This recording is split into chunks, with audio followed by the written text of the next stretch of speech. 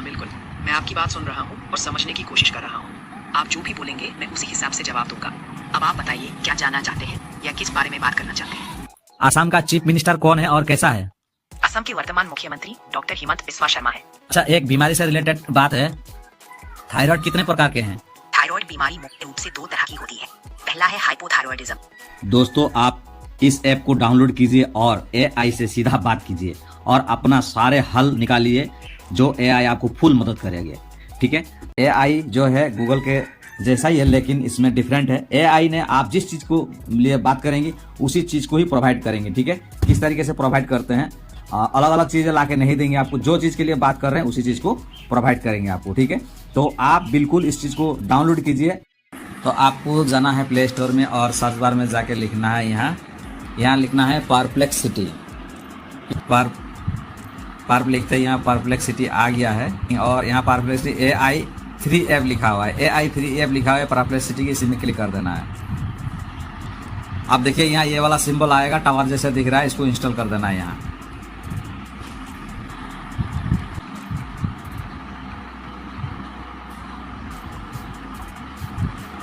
Open दिखाई देगा। ठीक है, तो जैसे इंस्टॉल हो जाता है हमें आना है, यहाँ देखना है अपने मोबाइल में इंस्टॉल हुआ कि नहीं। इंस्टॉल हो गया है तो इसमें क्लिक करना है परप्लेक्सिटी में। ठीक है, आपको ईमेल मांगेगा, यहाँ ईमेल से जुड़ जाना है। जो ईमेल आपका मोबाइल में है उसी में कनेक्ट करने से हो जाएगा, आपको जुड़ना है बस। ईमेल में जुड़ने के बाद यहाँ कंटिन्यू कर देना है। फिर से मांगेगा ये ईमेल आपका सही है कि नहीं है, कंटिन्यू कर देना है। अब देखिए इतना करने के बाद यहाँ सिलेक्ट योर प्लान आ रहा है और फ्री आ रहा है और इधर आपका पैसा भी आ रहा है, इतना इतना GoPro लिखा हुआ है। ठीक है, तो आपको हमें क्या करना है, फ्री में करना है। ठीक है, यहाँ कंटिन्यू फॉर फ्री में क्लिक कर देना है। देखिए कंटिन्यू फॉर फ्री में क्लिक करते ही आपका परप्लेक्सिटी ऑन हो जाता है। ठीक है, आप यहाँ देखिए लिखा हुआ है आस्क एनीथिंग लिखा हुआ है। ठीक है, और यहाँ आप टाइप कर सकते हो, जैसे कि यहाँ टाइप कर दिया मैंने आसाम का डिटेल्स, आसाम का डिटेल्स टाइप कर दिया और यहाँ मैं क्लिक कर दिया। अब देखिए यहाँ परप्लेक्सिटी ने हमें आसाम का डिटेल्स दे देगा, यहाँ आसाम में क्या क्या होता है क्या क्या नहीं है पूरा लिख के दे दिया यहाँ। और मैंने यहाँ क्या पूछा, आसाम के बारे में पूछा, डिटेल्स के बारे में पूछा, उन्होंने आसाम का डिटेल्स दिया है। देखिए ये चीज़ अगर हम गूगल में सर्च करते तो गूगल में क्या बताता, आसाम के डिटेल्स में बहुत सारा ऑप्शन देता, उसमें से हमें कौन सा ऑप्शन चुनना है, चुन के हमने देखना चाहिए था, चॉइस करके हमें देखना चाहिए था कौन सा सही है कौन सा नहीं है, कौन सा कितना। लेकिन यहाँ परफेक्ट दे दिया, एक ही चीज़ जो मांगा उसी को दिया है।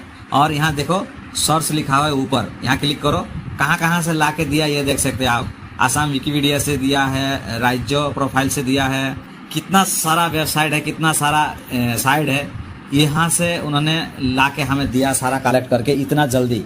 इसी का नाम AI है। ठीक है, अब मैं इसको बैक कर देता हूँ, इसको लिखने के लिए दिया था, अब मैं बोल के दिखाता हूँ जो बोलने से कैसे ये काम करता है। ठीक है, अब बोलने के लिए इनसे पूछने के लिए यहाँ साइड में क्लिक करना है, जो एक्स एनीथिंग लिखा हुआ है इसमें साइड में कोने में एक सिंबल दिख रहा है, यहाँ क्लिक करना है। अब देखिए यहाँ अलाउ कर देना है। अब यहाँ कनेक्टिंग दिखाई दे रहा है, कनेक्ट हो रहा है। ठीक है, जैसे कनेक्ट हो जाएगा तो आपको ये कनेक्टिंग हट जाएगा यहाँ से। तो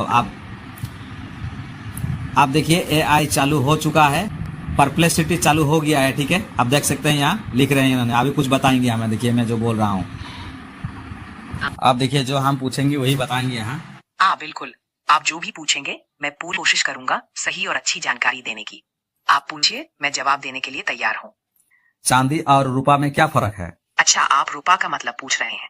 चांदी और रुपा में अंतर ये है कि चांदी एक धातु है जो अक्सर आभूषण या सिक्के बनाने में इस्तेमाल होती है। वहीं रुपा का मतलब अक्सर चांदी से जुड़ा हुआ होता है, जैसे रुपहली चमक या सफेद रंग जैसी चमक। रुपा कोई अलग धातु नहीं है, ये सिर्फ चांदी से जुड़ी हुई एक उपमा है। आसाम में कितना जिला है? अभी के ताज़ा आंकड़ों के अनुसार असम कुल 35 जिले हैं। हाल ही में कुछ नए जिलों का गठन भी हुआ है, जिस कुल जिलों की संख्या 35 हो गई।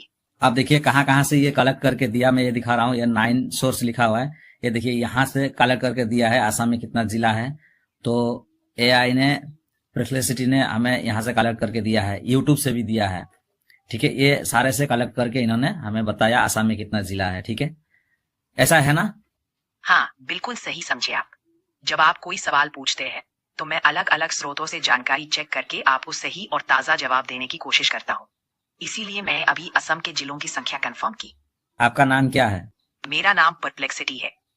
मैं एक एआई असिस्टेंट जो आपकी मदद के लिए बनाया गया है। आप जो भी पूछेंगे मैं पूरी कोशिश करूंगा सही जवाब देने की। ठीक है, जान के बहुत अच्छा लगा, आपने सही बताया। धन्यवाद, आपको मदद करके अच्छा लगा। अगर आगे भी कोई सवाल हो या कुछ और जानकारी चाहिए तो बेझिझक पूछिए। उन्होंने 10 मई 2021 को पद ग्रहण किया था। वो राजनीति में काफी अनुभवी है और इससे पहले वो कई महत्वपूर्ण विभागों में भी रह चुके हैं, जैसे स्वास्थ्य, शिक्षा और वित्त। उनकी छवि एक काबिल और सख्त प्रशासक की है। अलग अलग लोगों की अलग अलग राय हो सकती है, लेकिन उनके नेतृत्व में असम में कई बड़े बदलाव और सुधार हुए हैं। आखिर में किसी भी नेता को कैसा है कहना जनता के अनुभव और राय पर निर्भर करता है। यूपी का चीफ मिनिस्टर कौन है और कैसा है? उत्तर प्रदेश के वर्तमान मुख्यमंत्री योगी आदित्यनाथ है। वो 19 मार्च 2017 से मुख्यमंत्री पद पर कार्यरत है और 2022 में लगातार दूसरी बार चुने गए। उनकी छवि एक हिंदुत्ववादी नेता और सख्त प्रशासक की है। योगी आदित्यनाथ ने अपने कार्यकाल में कानून व्यवस्था, इंफ्रास्ट्रक्चर और धार्मिक पर्यटन पर जोर दिया है। कुछ लोग उनके कार्यों की प्रशंसा करते हैं, जबकि कुछ उनकी नीतियों की आलोचना भी करते हैं। कुल मिलाकर उनकी छवि एक मजबूत और सख्त नेतृत्व वाले मुख्यमंत्री की है। लोगों की राय अलग अलग हो सकती है, लेकिन उनका शासन उत्तर प्रदेश में काफी प्रभावशाली माना जाता है। मैं आपका वीडियो YouTube में दे रहा हूं और आपका ऐप भी YouTube में दे रहा हूं, ताकि मेरे चैनल से कोई आपको डाउनलोड करके आपसे मदद ले सकें। ये बहुत अच्छा विचार है। अगर आप मेरे बारे में जानकारी साझा करते हैं तो और लोग भी मेरी मदद से फायदा उठा सकते हैं। मैं हमेशा तैयार हूँ लोगों की मदद करने के लिए। आपका बहुत धन्यवाद। थायराइड बीमारी में क्या क्या परहेज करना चाहिए? जिसमें थायराइड ग्लैंड कम हार्मोन बनाता है और दूसरा है हाइपरथायरॉयडिज्म, जिसमें ये जरूरत से ज्यादा हार्मोन बनाता है। इलाज में डॉक्टर आमतौर पर दवाइयां देते हैं जो हार्मोन का स्तर संतुलित करने में मदद करती है। कुछ मामलों में रेडियो एक्टिव आयोडीन थेरेपी या सर्जरी की भी सलाह दी जाती है। परहेज में आयोडीन का संतुलित सेवन, प्रोसेस्ड फूड और गोभी जैसी सब्जियों का कम इस्तेमाल काफी मददगार होता है। हर इंसान का शरीर अलग होता है, इसलिए बेहतर होगा कि डॉक्टर के मुताबिक ही परहेज और इलाज अपनाएं। नियमित चेकअप से बीमारी को कंट्रोल में रखना आसान हो जाता है। ये थायराइड बीमारी होता क्यों है? थायराइड बीमारी कई कारणों से हो सकती है। सबसे आम कारणों में जीनेटिक फैक्टर यानी परिवार में ये बीमारी होना, आयोडीन की कमी या ज्यादा होना, ऑटो इम्यून डिसऑर्डर और कभी कभी तनाव या इन्फेक्शन भी शामिल है। थायराइड ग्लैंड हार्मोन बनाती है जो शरीर के मेटाबॉलिज्म को कंट्रोल करता है। अगर ये ग्लैंड ठीक से काम न करे तो थायराइड की समस्या हो सकती है। कई बार ये बीमारी महिलाओं में ज्यादा देखी जाती है, खासकर प्रेगनेंसी या मेनोपॉज के दौरान। अगर किसी को थायराइड की समस्या होती है तो इसका सही समय पर इलाज और नियमित जांच करवाना जरूरी होता है। ठीक है, धन्यवाद। आज के लिए इतना ही, फिर कभी मिलेंगे। बिल्कुल धन्यवाद, फिर कभी बात करेंगे। अपना ध्यान रखिए।